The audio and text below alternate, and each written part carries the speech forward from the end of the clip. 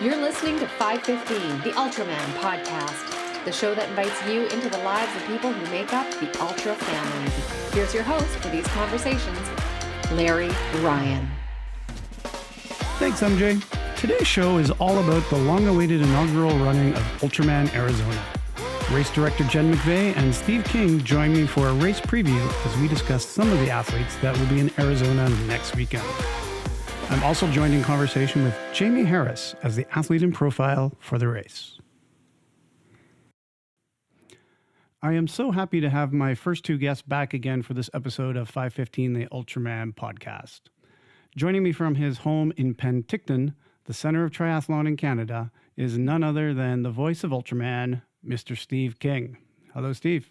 Hi there, Larry. Good to see you again. Good to see you, Steve. This episode is dedicated to the preview of Ultraman Arizona, which will finally get its inaugural race on March 11th, 12th, and 13th.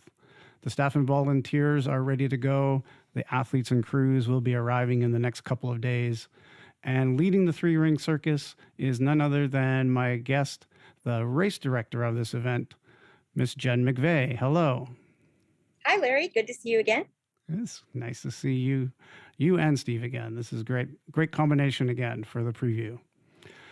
I saw, Jen, that you had a call out for volunteers on Facebook recently. Are you still looking for people? And if there are people in the area that want to come and help out with the race, how should they contact you? Yeah, we did put out a call for volunteers and then we got bombarded, which was super cool. But we can always use more directional volunteers, people that will be out on the course to cheer for the athletes, point them in the right direction, keep them on course. So if anyone local does want to come out and volunteer, they can sign up on active.com. We've got a registration platform on there for volunteers. Excellent. Steve, I wanted to give a special thank you to you for doing those daily updates from Ultraman Florida. The listeners really appreciated those because they were very popular downloads. So thank you for that. And perhaps we can just take a couple of minutes to hear about some of your favorite moments from Ultraman Florida from each of you. Steve, what stood out in your mind at the Ultraman Florida this year? Well, I think the sheer dominance of Jeff Fayfar's win, it was an absolutely brilliant and outstanding 3 days for him. And also the battle until that third and final day between the top two women, Fabio Marimotti of Italy and Antonina Reznikov representing Israel. There was literally about 14 minutes separating them going into the third day. And Antonina had a brilliant run that took her to the top position and second place overall and top female. And Kyle Omerod in third place overall, second male, huge amount of time taken off. So there was a lot of good stuff. And James Scanlon, who's actually going to be doing Ultraman Arizona, was actually the first man to finish the event because he was the first person across the finish line on day number 3 for the double marathon. And Jen, for you, what were some of your highlights? I know that at the awards banquet, it was announced that the race director torch has now been officially passed on to you from Chuck Kenemy. That's got to be exciting for you. But what else was great in the race for you this year? So much was great this year. Yeah, it was pretty exciting to have Chuck pass that torch over. And I'm looking forward to carrying on his legacy and making him proud. Fortunately, we have a really awesome staff team for Florida, best staff on the planet. And they're all sticking around. And a lot of them will also be at Arizona, which is great. And we do hope to see Chuck out there either on the staff or volunteering, crewing, maybe even racing again someday. That would be fun to watch. Mm-hmm. But as far as this year's event, 2022 was absolutely incredible. And I don't know if it was because we hadn't raced in so long. Everyone was so happy to be there and so excited. This was a really stellar group of athletes and crews who started bonding from the moment we all got there. It was really great to see like how they supported each other throughout the entire week. Like Steve said, some of the things that really stick out is watching Jeff cross that finish line on day 3, becoming the champion. I know how hard he worked at that. Mm-hmm. Another thing that really stuck out to me was also on day 3. Lots of things on day 3 stick in my mind. One of our athletes toward the back of the pack was really struggling and was doing like, I think 17 or 18-minute miles and was not on pace to finish within the cutoff time. And word came to the finish line, and suddenly all kinds of alumni hopped in their cars and ran out there to help support her and get her to the finish line. And she definitely ended up picking up the pace and making it to that day 3 cutoff.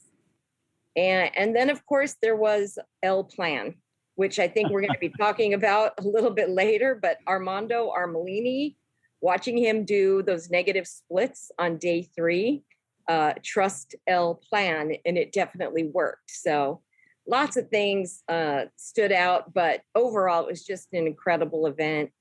One of the best we've ever had, I think. Okay, well, let's get started with this new Ultraman Arizona preview then. Jen, would you be able to give us some of those hard numbers of the age groupers and things like that you have in your registration files to start with? Sure. For this one, we've got 9 countries represented.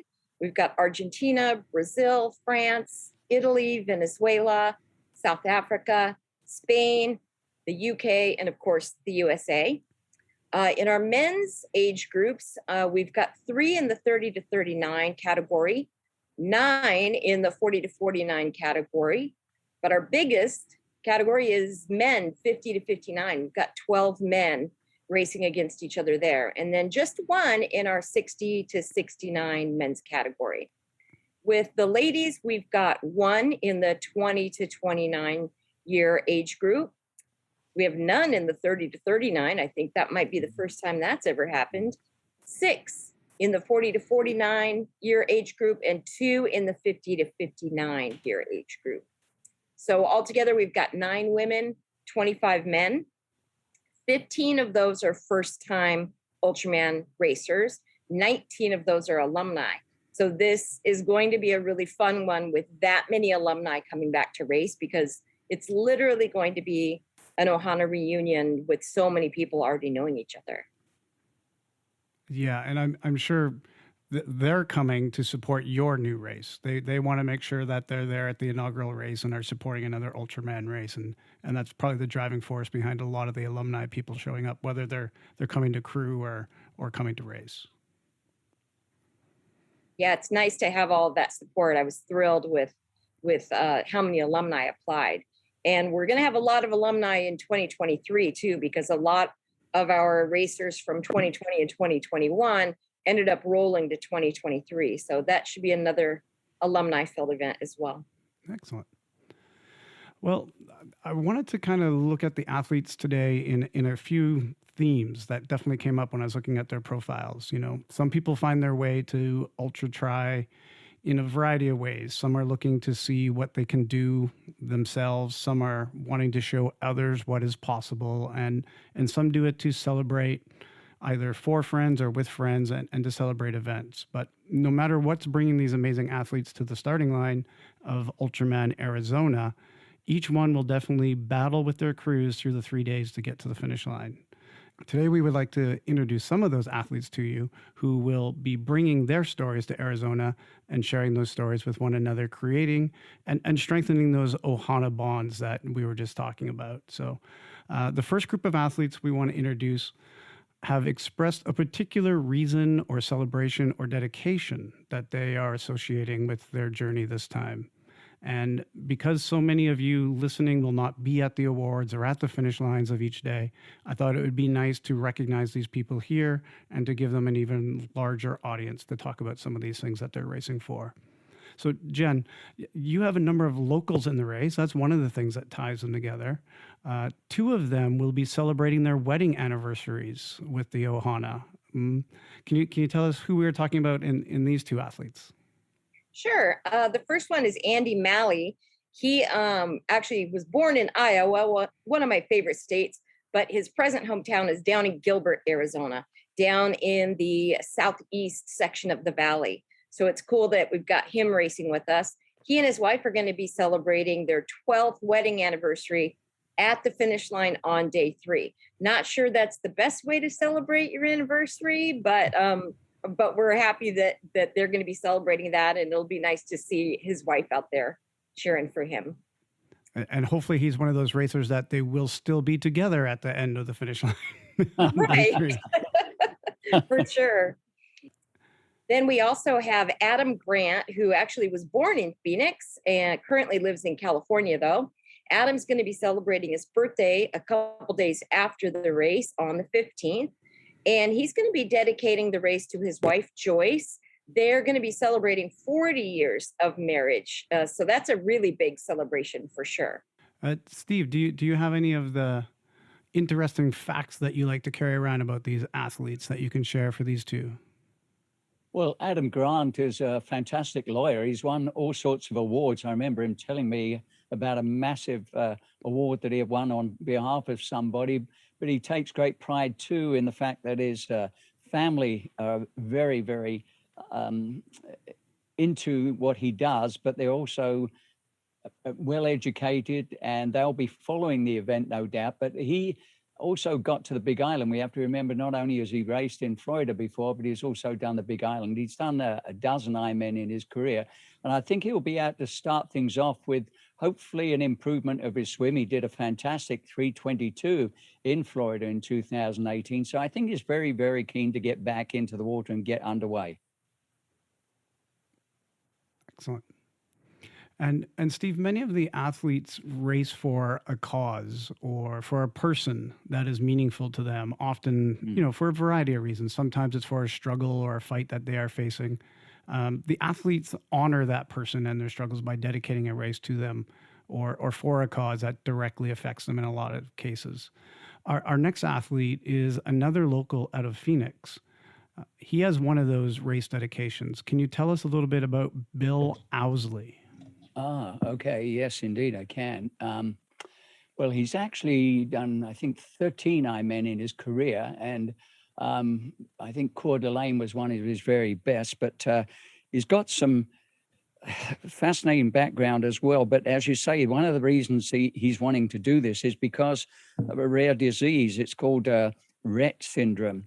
It's a neurological and developmental disorder. And I believe that he knows someone, his niece, I believe, Presley is her name, and he's doing that for that reason. And often when someone dedicates it either to a person or to a cause, it actually helps internally, in terms of pushing through, maybe at a time when it was very dark or or they're feeling like maybe they need to drop out. It's amazing how having a dedication like that can pull you through the worst of times. And as we know, over the 3 days, when you've got up to 12 hours a day and all the different conditions and things that can happen, you can have some pretty low moments. So not only is it good for the athlete, but it's certainly good if they're raising money and awareness for any of these types of things. So we appreciate Bill doing that. Mm-hmm. There's also one of the most experienced athletes in the field. Unfortunately, a friend of hers passed away literally at Phoenix, Arizona a while back, and that's Vanusa Maciel from Brazil. And she has raced as high as second before. She's been, I think, second, third, fourth, and seventh at Ultraman World Championships, and she was the sole female finisher at that sort of distance as well in Brazil, her home country. Do you have anything more about Vanusa, Jen? So we're excited also that Vanusa is going to be celebrating her birthday with us. Her birthday is on March 9th. So we're going to have to get some cupcakes out there at the Thursday briefing so that we can do a belated birthday celebration for her. Mm-hmm. And she's not the only one who's racing in honor of someone who's been lost recently as well. There was another racer that's doing that, Jen. Can you tell us about Alexa Boyce? Yeah, Alexa's going to be racing with us, and she's racing in honor of a friend of hers who was also her training partner. And her friend's name is Amy Butler, and she recently lost her battle with breast cancer. So Alexa's dedicating this race to her in her honor. And we're excited to see Alexa race because she's put it in some really impressive times. She did the Lansing Marathon in a 3:47.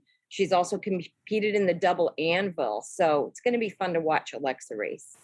Well, I agree. It would be nice to see her out there after doing that double anvil, but she's got 4 Ironman to her credit as well. And I think we'll see her start off probably with around a 4 to 4.5 hour swim based on what she's done. She raced a 1:17 swim in Louisville. And as we were talking about earlier, Ohana is probably one of the biggest reasons why people come back to the community year after year and race after race. This next group of racers all have crews that are surrounded by family or extended Ohana. Jen, do you have a count on the number of previous Ultraman racers that will be present in some form at the race? Yeah, I actually did a count this morning because I was curious about that as I was going through the crew list and recognizing so many names. We actually have 42 alumni who are going to be in some capacity at the race with us, whether they are athletes, crew members, paddlers, staff members. So there's going to be Ohana all over the place. It's going to be really fun. Excellent. Yeah. And the first racer to introduce to you under the Ohana theme is Arno Winter. And what stuck out for me was that his crew is kind of like a United Nations assembly. He lives in Fort Lauderdale and is representing France, but his crew also covers Nicaragua, South Africa, Belgium, and another person from France. So, Steve, I know that you know him from previous Ultraman races. Is there anyone in his crew that you're also familiar with, or anything you want to add about his racing? Well, it's the same crew, actually, he used when he raced up here in Canada. Exactly the same. And his wife, Olga, has been to each of them. And I don't know if you're aware, but Arnaud is a perfumier. And once I asked him, I said, well, did you ever make any specifically for your partner? And he said, absolutely. So Olga's had the benefit of a special perfume that's named after her. He's a 9-time Ironman finisher, and he's raced 3 times at the Ultraman distance as well, including Florida, including on the Big Island in Canada. And he's also crewed, which again speaks volumes for a lot of these people who are returning as athletes. Mm-hmm. Jen, the next athlete has a number of the themes that we are using today in this preview show today as well. He's a local, he's an Ohana, he has the Ohana around him, and he's an Ultraman alumni. Can you tell us a little bit about Dan Beaver? Yeah, Dan, I know, is really excited to race. He's been waiting for years, literally, like the rest of us. He originally registered way, way back in 2018 when we opened registration. So he's patiently waiting, and his patience is going to pay off. He's actually been training on the course a lot. I keep an eye on his Garmin and Strava activity, and he's put in a lot of miles on our actual race course. So he definitely has that benefit of being a local. Dan has an awesome coach in Hillary Biscay, who happens to be one of our Ultraman World's women's champions back in 2013. And Dan owns a running store down in Gilbert, Arizona, and it's called Cadence Running Company. He's going to have a great crew out there with him. He recently got married. His wife's going to be on his crew. And another fun fact about Dan, he's going to be racing both Ironman World Championships this year, both at St. George and in Kona. So that's kind of cool. He's got a lot of things lined up this year. Steve, do you have more for Dan? Well, yeah, as Jen says, he's very experienced as well. He's done like 37 Ironman races in his career. He's gone under 10 hours. He's done events like the Alaska Extreme, and he was with us in Florida in 2019, had a great performance there and started off the day with a 3:09 swim. The best thing I remember about Dan in Florida was actually the beer mile. The day after the double marathon, seeing Big Sexy and Dan shuffling at the beer mile, barely being able to walk, was pretty humorous. Another alumni who we're really excited about seeing out on the race course is Meredith Terranova. Meredith has raced with us before at Florida and at Worlds, and she actually pulled out an 8:09 run in Hawaii. So looking forward to seeing what she's going to do on the Arizona course. She has done so many ultras, more than 100 ultras, and she always has a smile on her face. So we love when Meredith comes out and she brings her pro crew. Her crew chief this year is going to be her husband, Paul.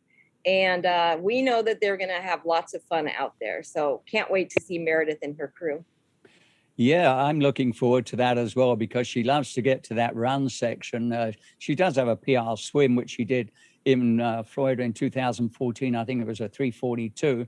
But she's raced 3 times on the Big Island as well at the Ultraman distance and has been, I think, 4th and 5th there. But she was 2nd overall when she raced in Florida in the women's division. And as Jen said, with 105 ultra runs behind her, she looks forward to making day 3 the best it can be for herself and pulling through the field and positions.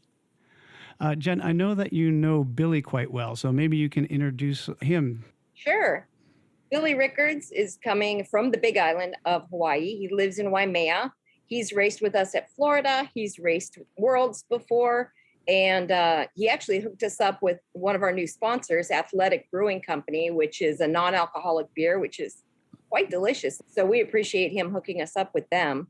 He's bringing with him a very experienced crew chief. His friend, Severia, she crewed for him in Hawaii back in 2019. She actually has her own really interesting story. Severia founded and created a company called Adventurous Woman. And this is a women-owned and led company. And they're dedicated to providing opportunities for women to learn new skills and try lots of outdoor activities in lots of different beautiful environments.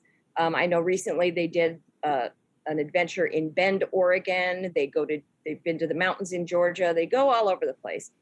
I want to go to one of these things someday. But Billy's got some other interesting things about him because he also has been a dolphin trainer. And there's not a lot of alumni who can say that for sure.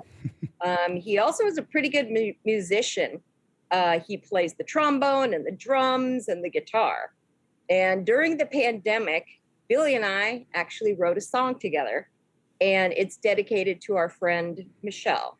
And if she's listening to this podcast, this is the very first time she's ever heard about this. And we've never performed it for anyone. So maybe we'll perform it in Arizona. We'll see. Oh, there we go. Breaking news. Well, I sure look forward to that song because I was aware he was a musician. And as some of you may know, I wrote the Ironman Canada song and it got a lot of play for quite a while there. But I look forward. It'd be nice to have an official Ultraman song as well. We should look at that. But I think, the other thing for Billy is he's now into that 50 to 59 category, but he was just with us a couple of weeks ago for Ultraman Florida as a crew with Michelle for the Man with a Plan. And so we're delighted to see him back because he has raced on the Big Island. Of course, he is from Hawaii, but he also has raced in Florida. I did that in 2019. And he'll be looking maybe to go sub 3.5 hours for the start of his swim. He's 4 times raced on the Big Island at the Ironman distance as well. Well, Jen, you might have to arrange for a drum set to be set up at the dinner so Steve can join you two on the song. Yeah, I'll see what I can do about that. Our next athlete has a connection to animals as well, and a connection to Michelle.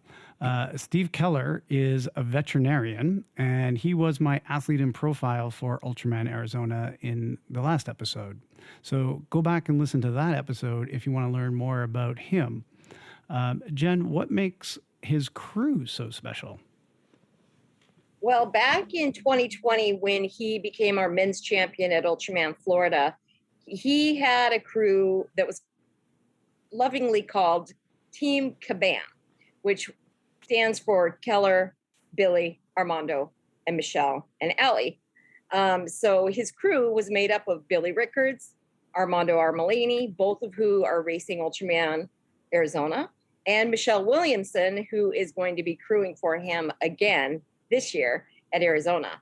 So I think this year the team name is going to be Team Kamam because it's an all-female crew with Michelle and Allie and Mary. Mary Latza is going to be joining the crew. So that's a great addition. So I think with all of Team Kabam at Ultraman Arizona, except Michelle, who's crew chiefing but not racing, we're kind of pushing Michelle that she needs to do Florida or Arizona next year, and she needs to get the guys to come and crew for her. So it would be really fun to see Armando and Billy and Steve Keller crewing for Michelle at one of the races next year. But we're really excited to see Steve race. Obviously, we want to see what he can do on this course. He loves hills, even though he doesn't live in the hilliest area. And he and I were texting the other day because he seems to think I'm secretive about what the courses are. But the day 2 course has been available for several years on Ride with GPS. And I finally posted it and let everybody know, hey, you guys, it's been sitting there. So I'm not that secretive, but I can't wait to see what he does, especially on that day 2 course for sure. Mm-hmm.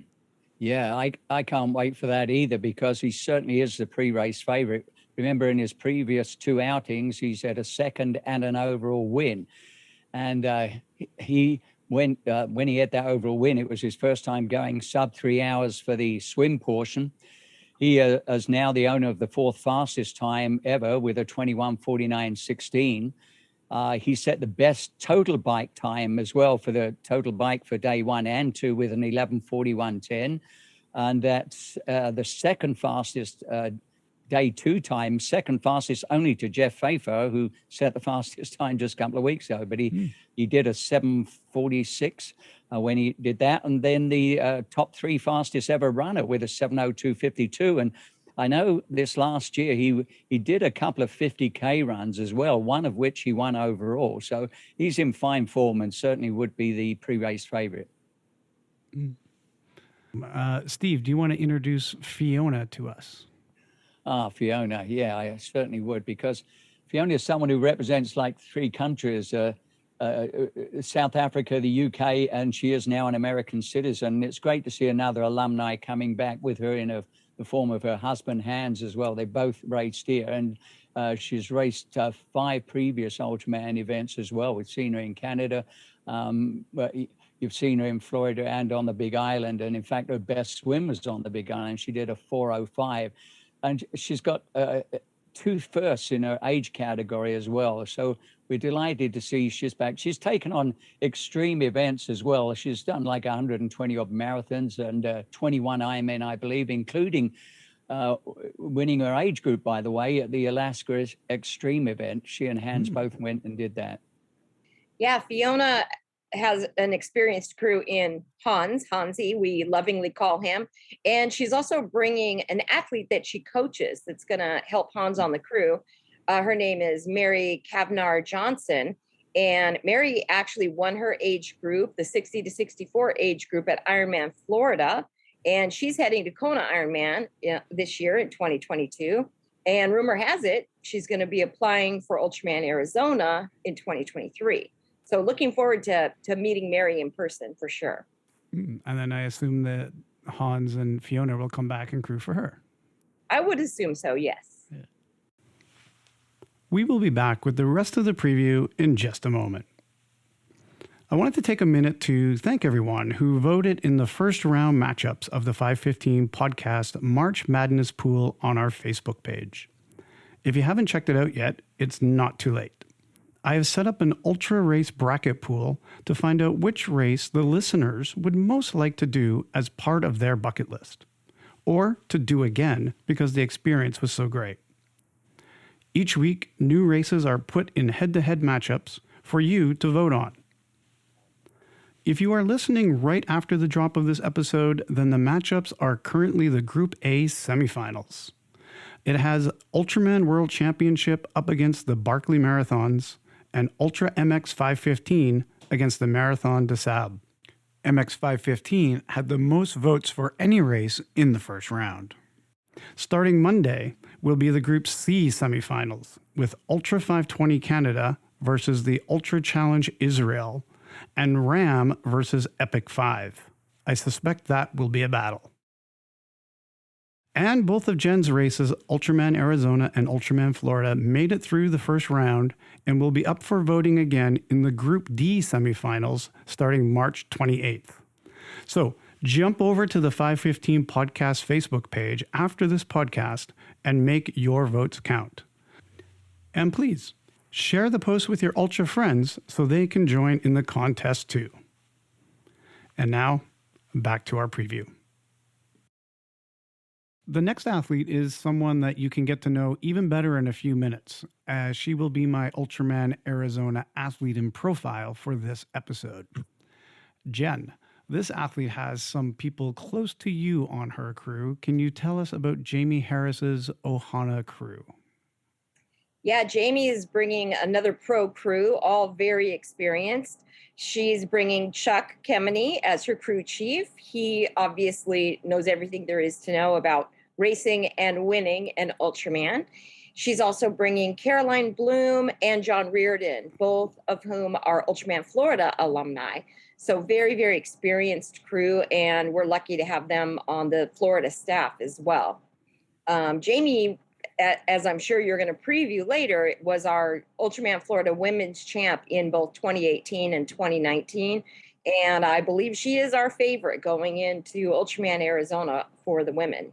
Yeah, I would agree with that. And interestingly, she was obviously part of the team in terms of organizing and helping Ultraman Florida. But during the course of her volunteering, she was spinning on a bike quite often because she knew this event obviously was coming up, didn't want to lose any training time. But the 46-year-old is in great form, and she knows the sport well, having raced at Ultraman Florida on 3 occasions and with those 2 wins that Jen mentioned. And she has got a 3:01 start in terms of her best swim. I think she's in fine form, and we can see, obviously, the 2 winners. We do need to remember this is the inaugural Ultraman Arizona, so whoever takes the victories overall for the men and women are going to set the benchmark times, and that also applies to those that will win their age categories. So these are the lucky people who are going to be the first ones to be at that start line and hopefully all to the finish line on day 3. But Jamie also has put in some big runs. She did a 100-miler in the Keys. And so I think she's looking to try and improve in each section. We certainly would expect her to do really, really well on that bike portion as she has done before. And the next 2 athletes are taking the Ohana aspect of this race to the next level. They are both coached by their spouses, and both mentioned, for an odd reason, another connection, I don't know, that the cacti and the beauty of Arizona are the main reason that they are coming to this race. So one is representing Spain and the other is having a homecoming as they were born in Phoenix. Steve, what do you know about these 2 cacti lovers, Miguel Madrid and Nicole Suss? Okay. Well, Miguel, I know, did the Ultraman distance race in Australia. That was in 2019. He did, I think it was around 31:14. And I know he wants to get to the Big Island to do the World Championships.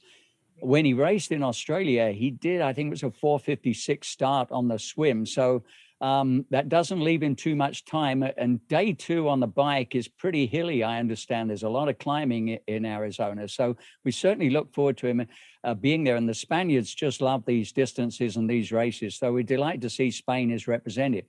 And Nicole Suss, just 27 years of age, I believe. So the youngest athlete in the field, male and female.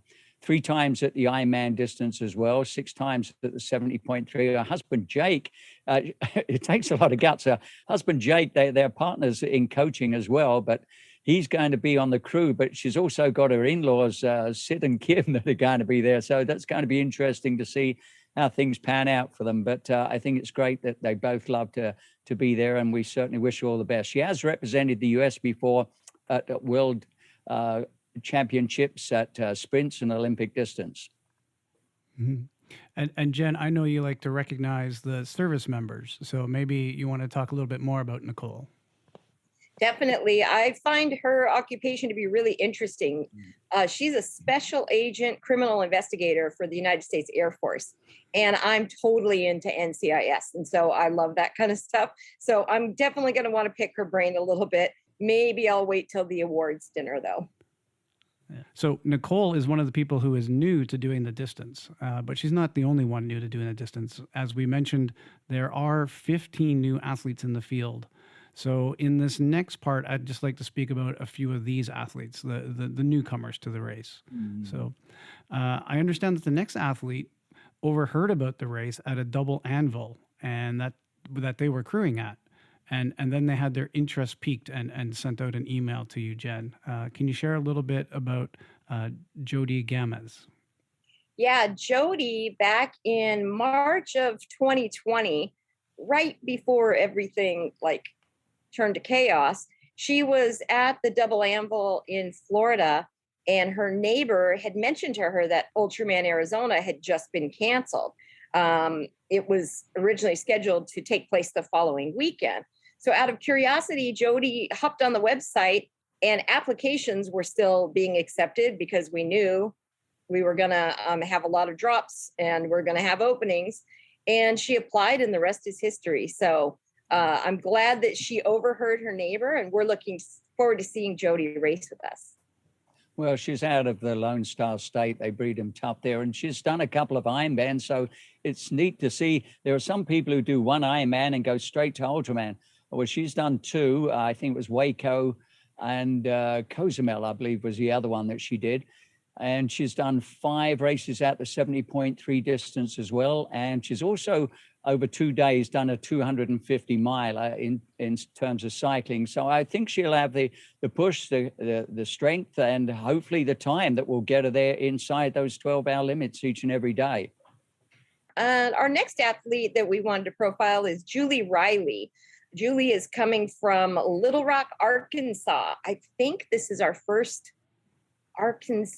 I don't know how you say that. This is our first athlete from Arkansas, as far as I can remember, in doing any of our Ultraman races. I could be wrong. Steve can correct me on that because he knows where everybody is from.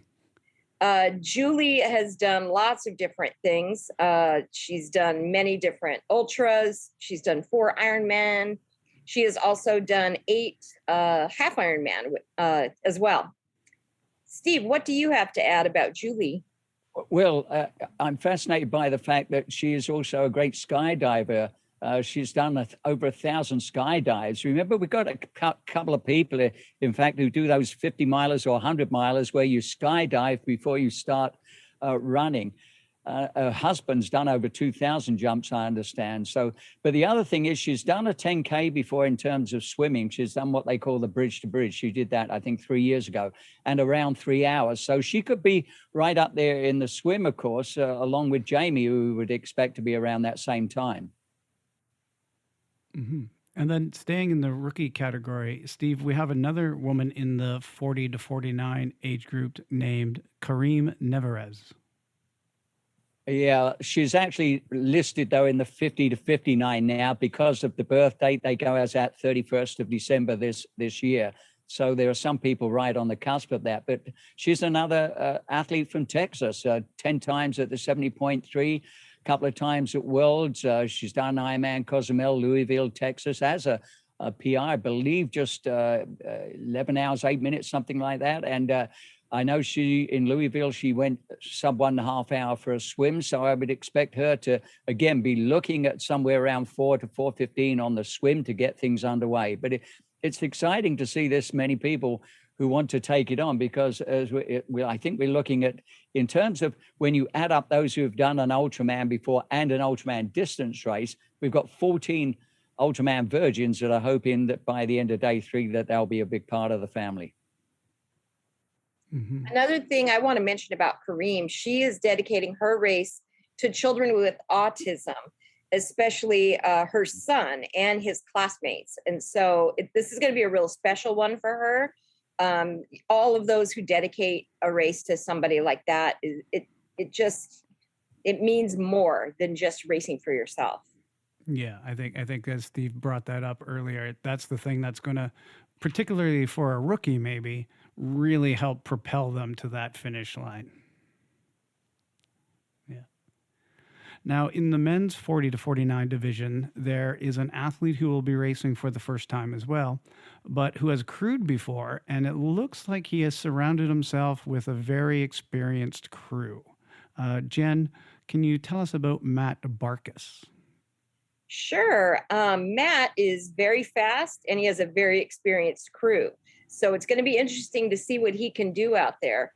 His crew chief is his friend, Kevin Esser.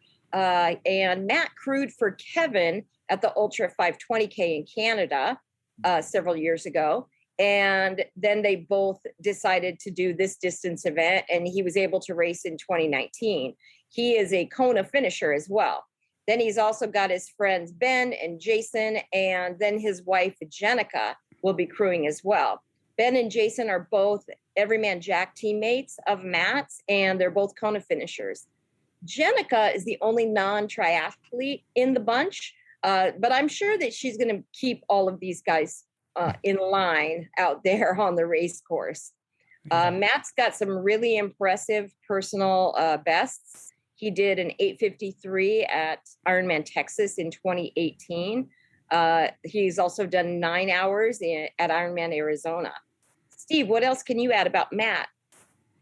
Well, the fact that he's also on that same team as Jeff Fafar, the Everyman Jack squad, that speaks volumes. They've got some wonderful athletes there. I think he's done 10 Ironman. He's won a couple of them in his age category as well, 14 times at the 70.3. He's done a 2:49 marathon in Boston as well. So I think he's someone that obviously Steve Keller will be watching out for, especially when it comes to that third and final day. Mm-hmm. This next group of athletes is doing what we call the double. They all just completed Ultraman Florida a few weeks ago, and they're going to be racing at Ultraman Arizona as well. Those include Armando Armelini, who we mentioned earlier. He is the one that had the strategy known as El Plan. He did an 11:55:33 run at Ultraman Florida. Gave us all a heart attack because we didn't think he was going to make it. We also have James Scanlon. He was the first to finish the Ultraman Florida run a few weeks ago. He loves hills, so he should do pretty well in Arizona. We also have Ryan Rainier. He definitely won the most adorable finish award at Ultraman Florida. His little baby son, Mac, ran up to him at the day 3 finish line. And then we also have Keith Kennedy. His crew chief, Gina, was amazing. She rocked it in Florida, and she's coming back to help him get across that Arizona finish line. Well, I think it's wonderful because 2 of those are actually hoping to do 3 or even 4. Armando Armelini is hoping to do 4 of them in a 12-month period. We've had a number of people, like a dozen people who've done 3 in a 12-month period before, but it'll be fascinating to see if these 2 guys can make that. So Armando, of course, he's done 11 Ironman. He has also crewed many times, so it's wonderful. And he's coached by the one and only Jeremy Howard. So we know he's in good stead. The plan worked. Let's hope he can stick to the plan. James Scanlon, that was a fascinating for him because he's done a 2:41. He's in the 50, I think he's 53 now, but he did a 2:46 marathon in Berlin. That put him in great stead to move like 6 or 7 places up the field after day number 2 to end up in a great position. And as Jen said, the first man to actually cross the finish line. But he started off with a 4:36 swim. I think he would love to improve on that. He's done 5 Ironmen before. And I think what's impressive too is the man who was third at Ultraman Florida, Kyle Ormerod from Canada, he's actually going to be crewing for him. So a lot of giving back there. We appreciate that. Keith Kennedy, he had done 1 Ironman before taking on the Ultraman Florida. And so he's looking to do now 3 this year because I think he wants to go to the Big Island, of course, as well. He's done about 30 ultras in his career, and he was very concerned about the swim, but thanks to John Reardon and to his wife as well, because she did a marvelous job, he ended up with a 3:51. So he was a happy camper. He lost a little time on the run, but that was simply going slightly off course, but that can happen.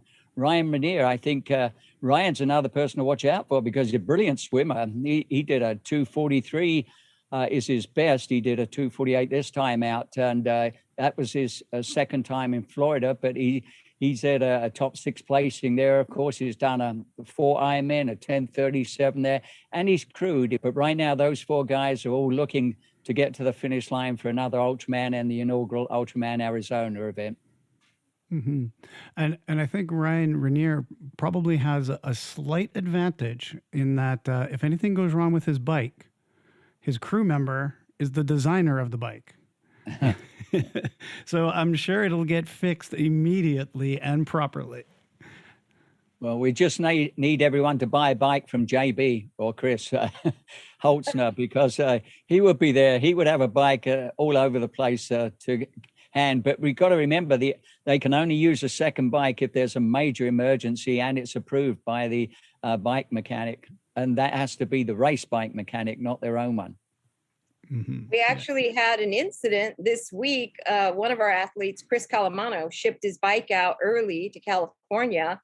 And it cracked. And so he immediately, got on the horn with us, and JB got his dimensions and is offering up one of his personal bikes that he built. But Chris thinks he can probably get his repaired because California's got a little more resources. So if he doesn't get it repaired, though, he's going to be riding a full moon bicycle at Ultraman Arizona. Well, I'm glad you brought up Chris Calamano, because he's out in New York and he is someone else to watch out for. Even though he didn't do as well as he would have liked when he was with us in 2016, started off with a 4:10 swim. He has done the double anvil, and he's actually won 40 events and some different types of events. He's done that skydive 50, I mentioned, a 50 miler, but he's also won the race where you run up the World Trade Center, the staircase race. So, I mean, he is definitely someone to watch for. He's done Death Valley. He is someone who has won those backyard events, but he did one, the world champion, Jordan Bryden, put one on online last year. And he ended up staying for 2 days, just continuing to ride, and bested everybody in that. Yeah, I did have Jordan Bryden on the podcast in season 1 in episode 7, and we talked about that backyard challenge. Well, we could not do a preview show without including another Badwater racer, one of the most prolific racers on the planet, to whom all 3 of us know quite well. Steve, you've called this man's adventures many times, and Jen, both you and I have had the pleasure of crewing for this amazing athlete. He appeared as an Ohana guest on the podcast back in season 1 in episode 5. So I recommend listeners that are new to racing this distance go back and listen to that episode, because he gave some really good tips on how to do that race, or speak to him at the race if you're one of these rookies coming up for Arizona this year. Jen, who are we talking about? Well, we are obviously talking about the Juan and only Juan Criveri from Argentina. Because he is the Juan and only, I have assigned him race number Juan for Ultraman Arizona. And after that, everybody will be in alphabetical order by first name. But I had to give the Juan the Juan. I have crewed Juan so many times I can no longer count, including 3 times at Badwater. And this year, his crew chief is going to be one of our staff from Ultraman Florida, Nicole Benson, who is a very experienced staff member and crew chief. She has crewed many times at Ultraman Florida. So I know the Juan will be in very good hands. I am personally going to train her on how to properly choose what time the Juan will poop on day 3 for the poop contest. And they will be sporting their Team Wonderful crew shirts out there. And another fun fact about the Juan is that he is the only person in the world who has ever done every single Ultraman branded event. So it was pretty obvious when we started this one that he was going to be one of the first people to sign up and get registered so that he could keep that record intact. Mm-hmm. Yeah, Steve, tell us a little bit more about that. Yeah, I love this guy. He's brilliant. In fact, we've got to remember, he represents Argentina, but you've got another one from Argentina in Juan Corsolo as well, who raced in Florida and Hawaii in 2018. So it's great to see him back with us. But Juan Criveri, I love the fact that Jen gave him number 1, because he's also got more Ultraman races under his belt than any other athlete in the field. With 13 of them, he's done 61 Ironman races, I believe, as well. He's twice done the Epic 5, and as Jen mentioned, Death Valley. And I remember a few years ago on the Big Island, the day before the race, he ended up slicing one of his feet up when he was getting out with a coral, and he was heavily bandaged. And I couldn't believe when I saw how bad it was that he was able to cycle and run and still get to that finish line. He has a best of about 3.5 hours for the swim, did that some 12 years ago up in Canada, in fact. As Jen said, it's wonderful that this man has done all the others. When you think he was in Wales, when he raced in Wales at Ultraman UK, like a week later, he did their Ironman race as well. So he's a really gutsy guy, and hopefully his family will be tuning in. It's hard to believe we've watched that family grow in terms of the kids and their ages. Just a wonderful family. Yeah, I suspect that his good swim back in 2011 might have had something to do with his paddler who was guiding him. That was none other than yours truly when Lucy and I crewed for him at Ultraman Canada. Well, that's pretty much all the time we have to discuss the people that are coming. Steve, was there anybody else that you really wanted to highlight that we haven't hit on?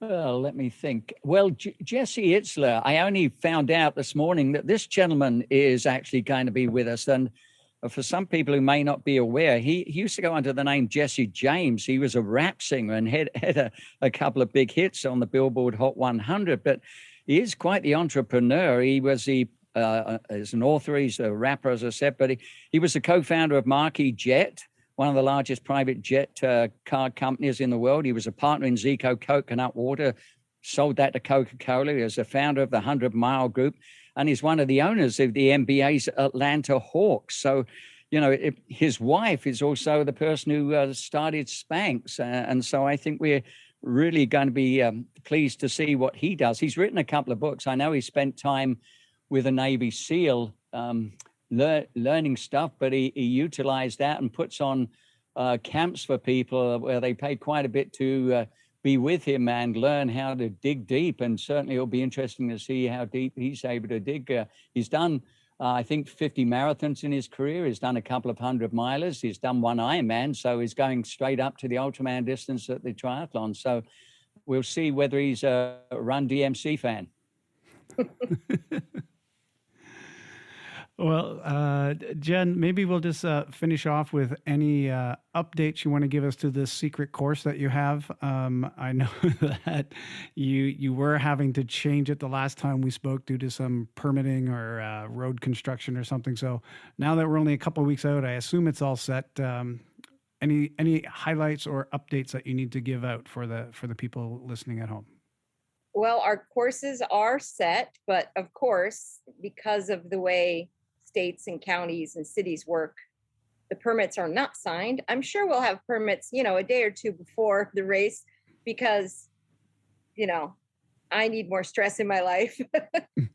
We're not too concerned about that, but we do have all 3 days worth of courses set. And we are going to be keeping the day one course up in the northern area of the valley now.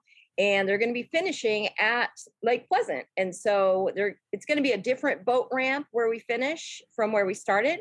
But crews will be a little more familiar with the area, a little bit easier for the athletes to know where they're going.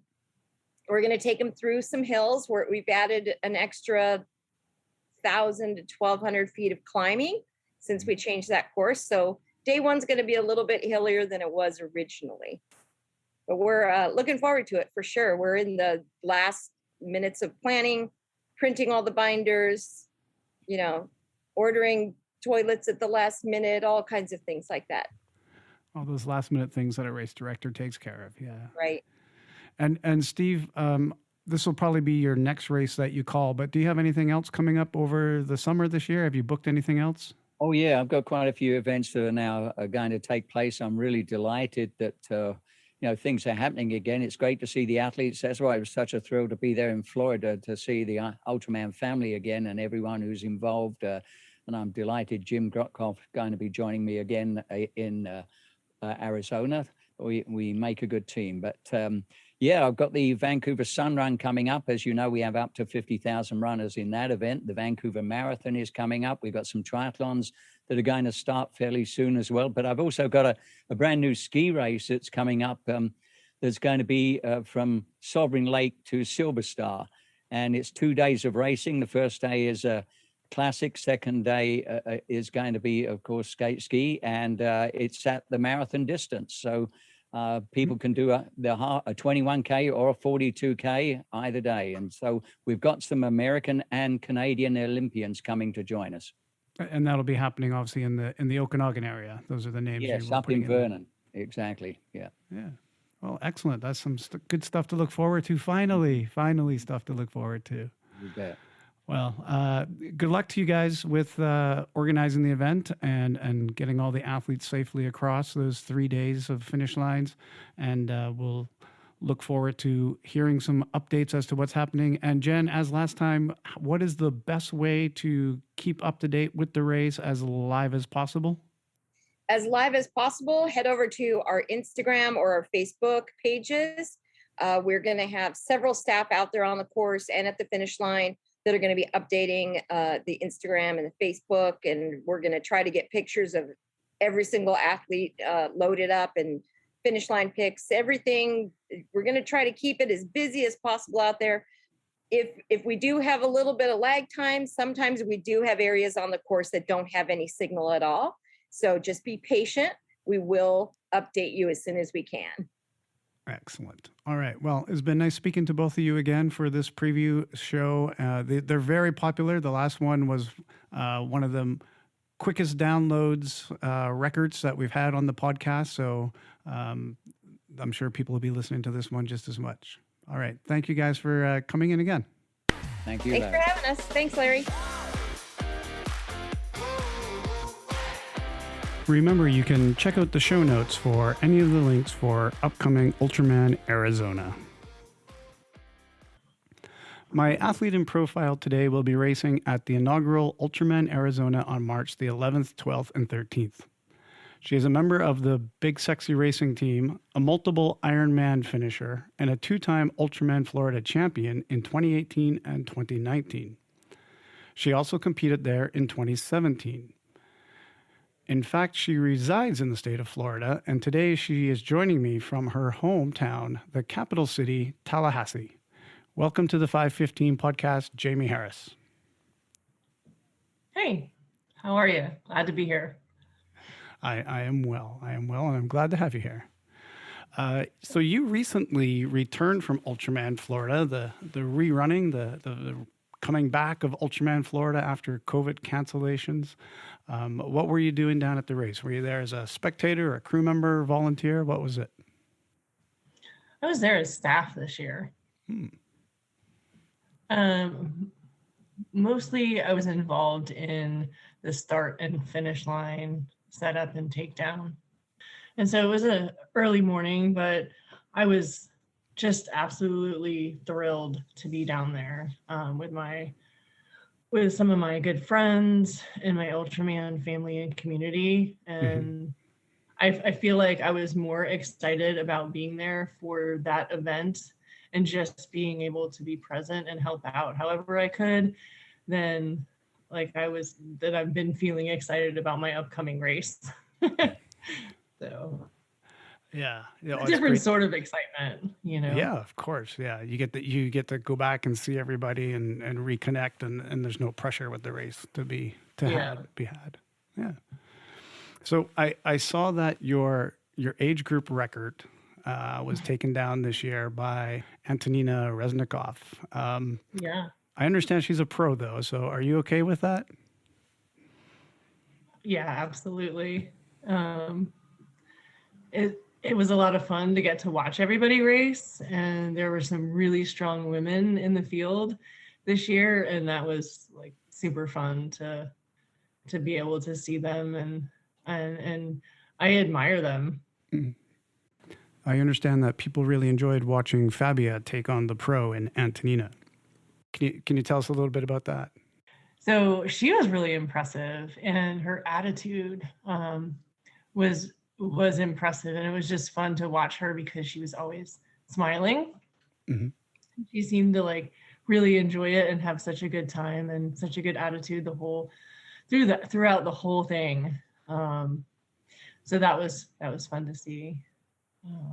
Is that how you race? Do you have fun while you're racing, or is it like I do painful have the whole fun, way? but I don't know that really like shows that really comes through a whole lot. I tend to have a real serious face just in my day-to-day life. And so when I get really focused on something, I have that serious focused face. And there are times when I try to remember like to smile, and especially like when I'm struggling, I think about some of the things that I've like learned throughout the years in racing. And, if you smile, it kind of hurts less sometimes. And so, I start to cheer other people on, and, and then I'm not as self-focused, and, it can help get me out of, a dark place if I'm in one. Right. Yeah. And the good news is, if you win your age group at Ultraman Arizona, you'll have another record. Yeah, because it'll be the first race. Exactly. So. Yeah. All you got to do is win your age group. Right. Easy, right? Easy. I mean, I'm sure your coach has laid out the plan that's going to make that happen for you. I understand that in the beginning, you were working without a coach, but now you are working with Coach Chuck Kenemy from Ultraman Florida. So you're in good hands there. When did you decide to get a coach, and what exactly were you looking for when you started looking? Yeah, I picked him up in 2013, probably about 8 or 9 weeks before Ironman Florida 2013. So I think I've done Ironman Florida 5 times, 11, 13, 15, 17, and 21. I had self-trained for the first one, and then pretty much I had self-trained up until I asked Chuck for his help. And really what my struggle was with nutrition. And so that was what got me to reach out to him and talk to him a little bit about nutrition. And then I thought, well, maybe I really do need a coach. And I decided to go ahead and get on board with coaching. Up until that point, I had wanted to sort of spend as little as possible on the sport, and that wasn't something I thought that I should or could spend my money on.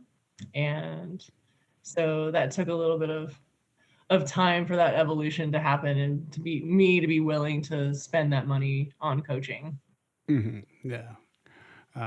Well, I guess the dividends that come back from the coaching that allow you to have more enjoyment of the racing, and then your triumphs as you're going, it pays off in the end.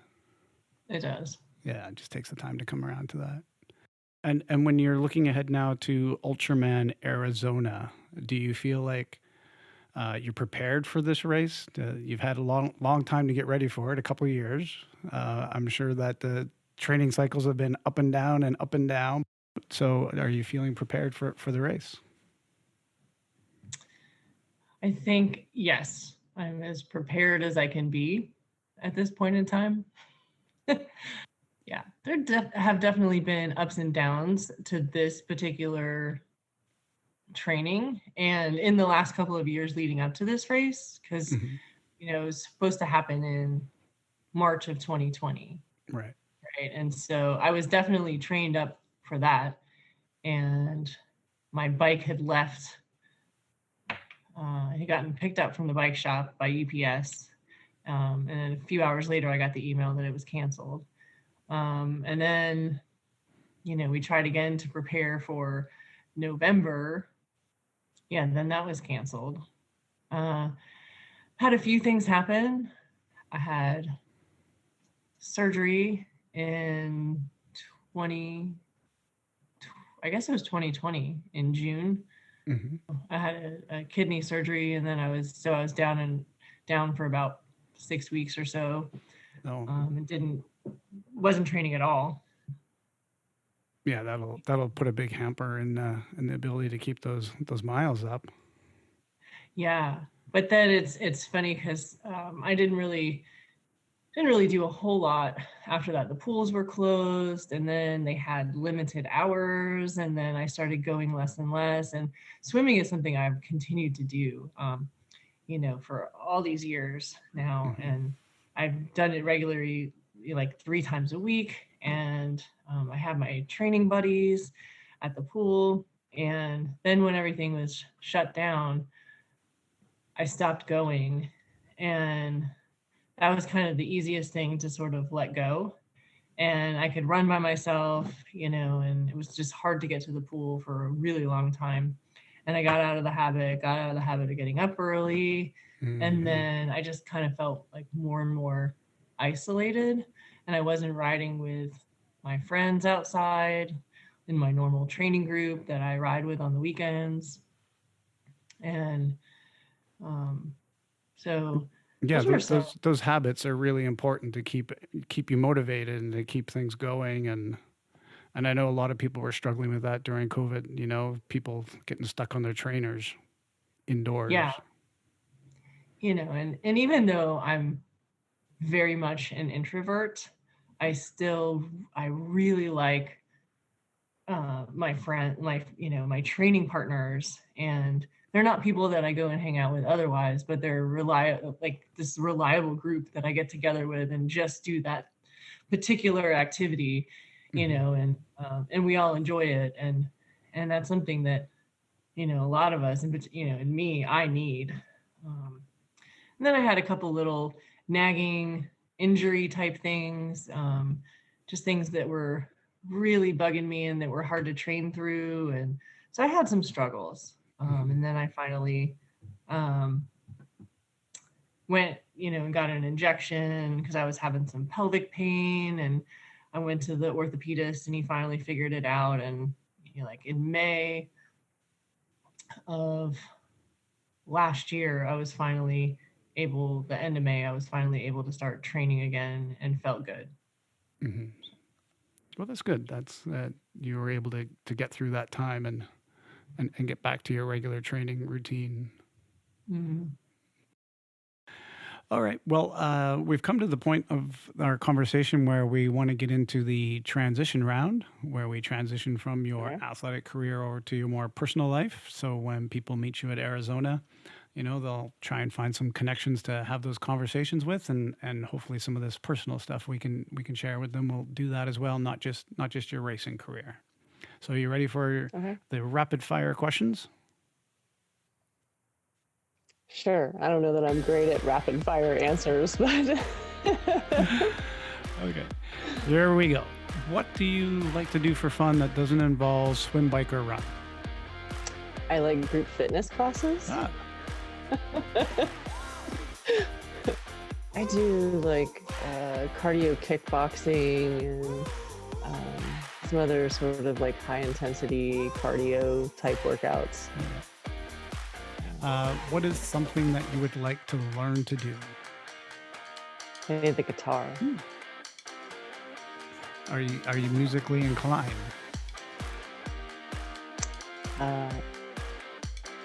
No.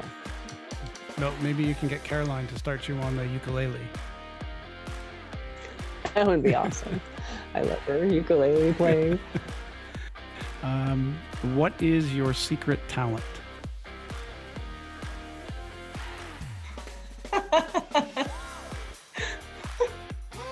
I have no idea. All right. What is the last book that you read or listened to, depending on how you consume your books? Oh, the last book I listened to was probably David Goggins' book again. Is there anything that you have recently binged or that you have on your list to watch? I recently binged Law and Order. What season? Multiple.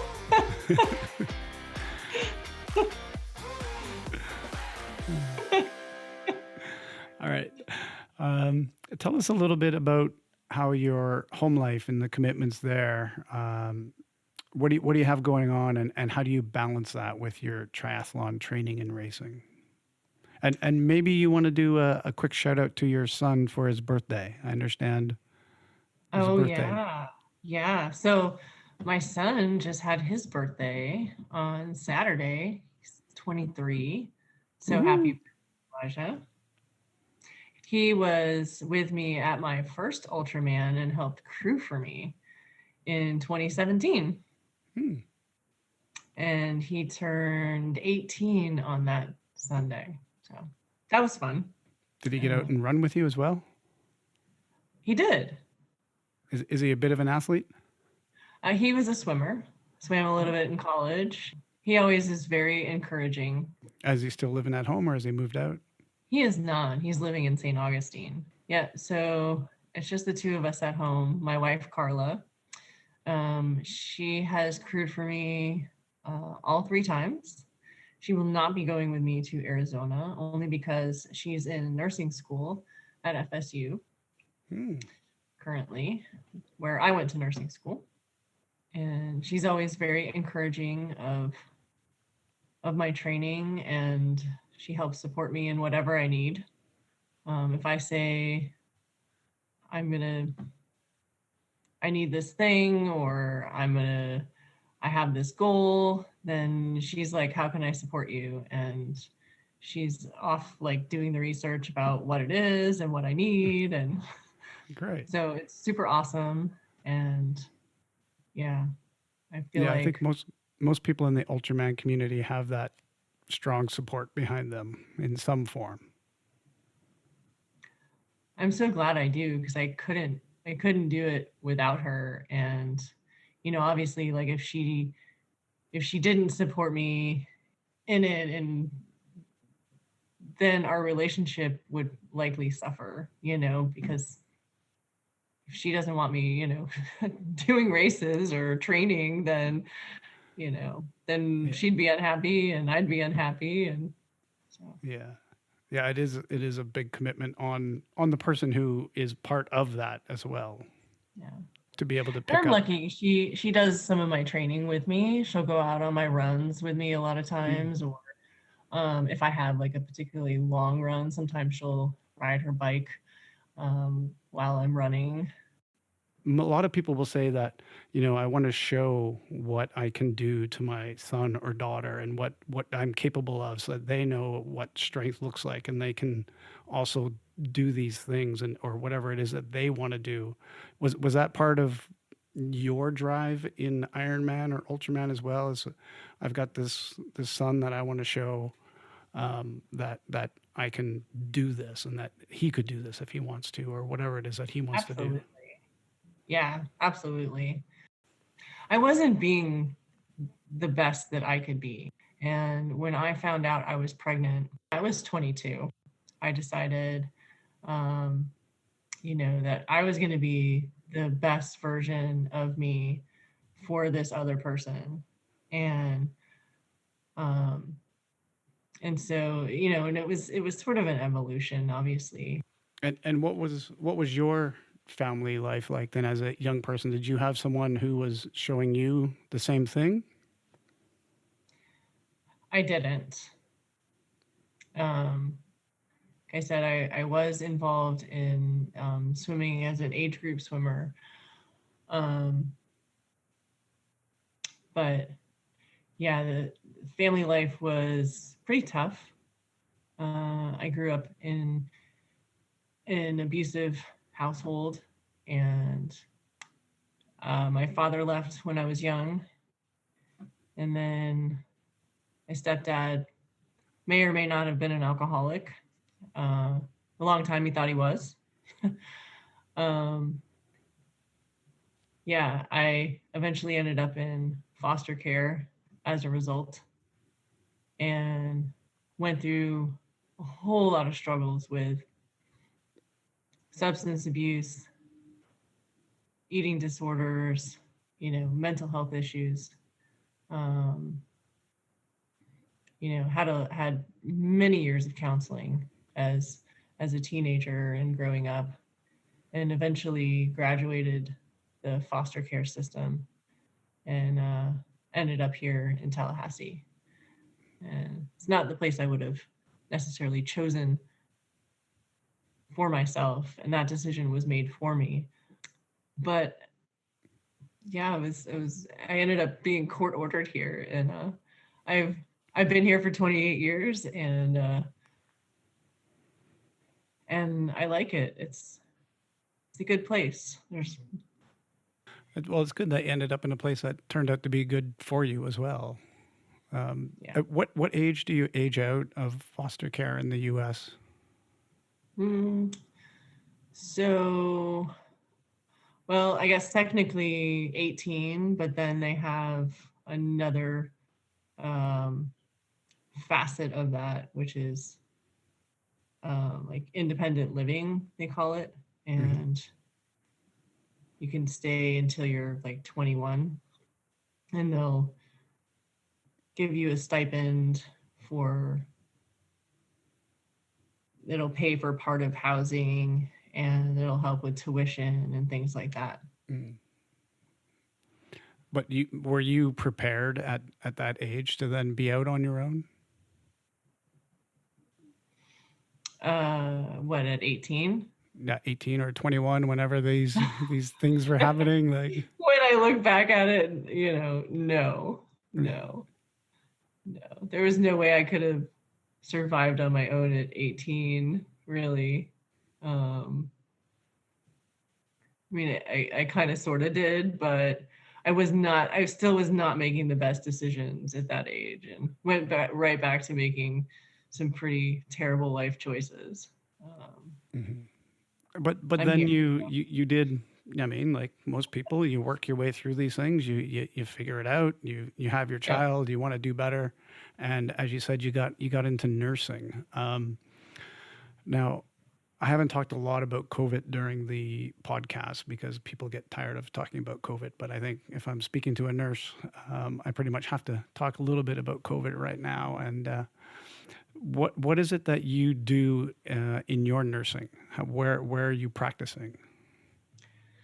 So I work in an office setting. I work in family practice. So while you're not maybe a nurse in a hospital watching the COVID patients come in and leave again, I'm sure that it's probably affected you just as much, because in your practice, you get to know the families so much better. You have much stronger connections to them rather than just a nurse who might be caring for them while they're at the hospital. So how has COVID affected you professionally? But when I say professionally, personally, on that professional level, like how are you handling the COVID situation? I've had some ups and downs. For a while, it was pretty exhausting with this huge influx of calls, and people, first they were worried about the unknown, and it took a while for COVID to actually reach our community. And then, then when it did finally reach our community, I've lost a number of patients, and that's been difficult. People that I care about, and I care about their families. Yeah, I know that there's a lot of burnout being reported for this reason in the healthcare industry. Like people are they're getting a little overwhelmed with the way it's happening with COVID. Do you see that happening in your practice? Are there things in place to help you professionally with trying to deal with these things, or is it just so new that this pandemic is taking so many people that even the health industry is not doing great health-wise?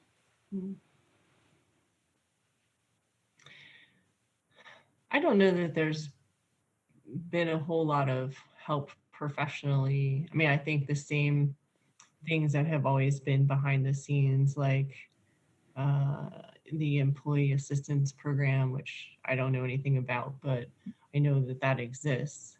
We did have a nice COVID Remembrance Day.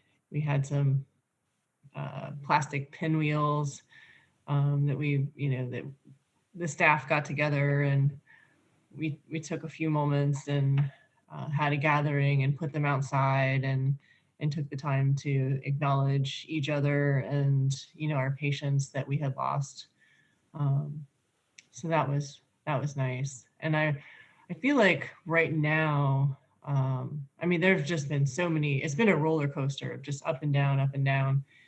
And right now, thankfully, things are much better in terms of currently right now, I'm not seeing people real sick. As of a few weeks ago, I still knew of people who were dying from COVID and getting sick with COVID, but just in the last couple of weeks, things seem to have sort of tapered off, which is good. The vaccines, when those came out, that was, we were inundated with that, huge task of trying to get people vaccinated and encouraging them to get vaccinated and answering questions about vaccines. And so that was, and then still trying to take care of patients who need to be seen for their current illness. I think that's the biggest challenge right now is, if I feel like there are a lot of roadblocks, and understandably so. We're trying to be very careful and we're trying to not bring sick people into the office to protect the staff and other patients. But the reality is that people still need seen. They still need help with their current diseases and illnesses and, conditions that they have. And so that's a frustrating piece for me. Yeah. So right now, the way things are set up, are you seeing more people through the telehealth then, or people still, are they starting to come back in the door now? They're starting to come back in the door. Yeah, that's absolutely good. Telehealth was one good thing that came out of all this, and we now have that technology at our facility. So I was looking at what you've shared with me as far as other things that you do as well, and obviously through all of the hardships that COVID have brought, it still hasn't scared you away from nursing or being part of the health system, because you were actually taking part in gaining some more knowledge around the health system, and you took a program to become an EMT as well during these COVID times. Can you tell me what sparked you to take that on? It was something that I had wanted to do. Originally thought that I would be an ER nurse, and I have not worked in the ER, and I thought it would be a good opportunity. While I wasn't doing a whole lot of training, I just took the time to enroll in the EMT program and take advantage of that, thinking that I may get some more experience in the emergency room and, learn a different side of things, see a different side of things, see if I was interested in it at all. And I like to take on new challenges, and I had intended to go back to school after I graduated from nursing school to at least, get my master's, and I still haven't done that. Is that something in the next few years that you'll probably dive into then? I may. Keeping the door open. But, I ended up taking a few prerequisites for the physician assistant program, and to knock those out of the way in case I would like to do the PA program at FSU. They have one. But then I really missed my training. Yeah. I missed training, I missed racing, and really wanted to get back into it. Yeah. Well, maybe pro triathletes in the future instead then. getting a little old. Well, with that being said, what are you most looking forward to for Ultraman Arizona then, since you're our athlete in profile for Ultraman Arizona? I'm just looking forward to the experience of going somewhere I've never been. Yeah, I haven't done any real traveling to a race, and so I'm a little nervous about the details of how to get my bike there and all of that. But I'm just really looking forward to being with my community of people, being part of that community. The experience is so short. Yeah. A lot of it's the training. Once that experience is over, I mean, it's 3 days, and then you're done. And then looking for the next challenge, but I would just like to enjoy it. Yeah. It's not so much the getting to that finish line after you've done it. It's more about the experience of the training and then being at the event itself. Yeah. I've heard that before. Well, listen, Jamie, I would really like to thank you for coming and being our athlete in profile for the inaugural Ultraman Arizona. I really look forward to following you and your race to see how it all comes out and see if you get a new age group record. All right. Well, thank you for having me. Jamie, that was a wonderful conversation. I truly appreciate how open you were to discussing your life, and I'm sure that even the people who thought that they knew you well before have learned some new things about you. Thanks again. Well, that's it for the Ultraman Arizona preview show. Make sure to come back for the next episode when I'll be speaking to none other than Australia's honey badger. Hey, if you liked what you heard today, please tell a friend and be sure to subscribe wherever you get your podcasts. We'd appreciate it if you'd rate and review the show while you're there. Drop the names of the people you think we should interview and we'll get in touch with them and make that happen. Thank you for listening to 515, the Ultraman Podcast, a production of 55 Enterprises.